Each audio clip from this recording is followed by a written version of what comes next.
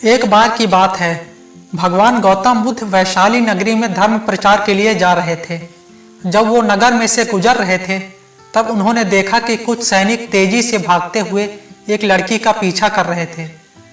वह लड़की एक कुएं के पास जाकर खड़ी हो गई। वह बहुत ही डरी हुई थी, हाँफ रही थी और प्यासी भी थी। भगवान बुद्ध ने उस लड़की से कहा कि वह उनके लिए कुएं से पानी निकाले, खुद भी पिए और उन्हें भी पिलाए। इतनी देर में वे सैनिक वहां पहुंच गए। भगवान बुद्ध ने उन सैनिकों को हाथ के संकेत से रुकने के लिए कहा।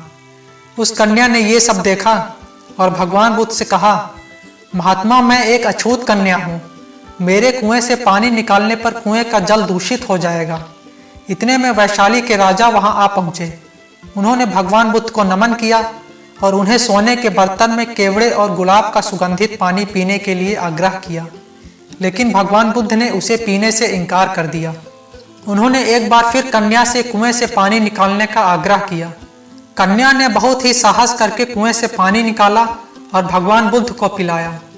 पानी पीने के बाद गौतम बुद्ध ने बालिका से उसके डर का कारण पूछा। कन्या ने बताया कि मुझे संयोग से राजा के दरबार में गाने का अवसर मिला था। राजा ने मेरा गीत सुन प्रसन्न होकर मुझे अपने गले की माला पुरस्कार में दी, लेकिन उन्हें किसी ने बताया कि मैं एक अछूत कन्या हूँ।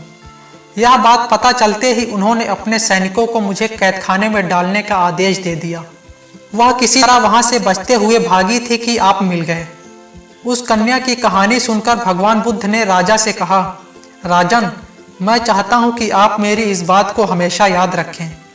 किसी भी व्यक्ति की पहचान जाति या धर्म से नहीं, बल्कि उसके गुणों और कर्मों से होती है। जिस बालिका के मधुर गीत का आपने आनंद उठाया और प्रसन्न होकर उसे पुरस्कार भी दिया, वह अछूत कैसे हो सकती है?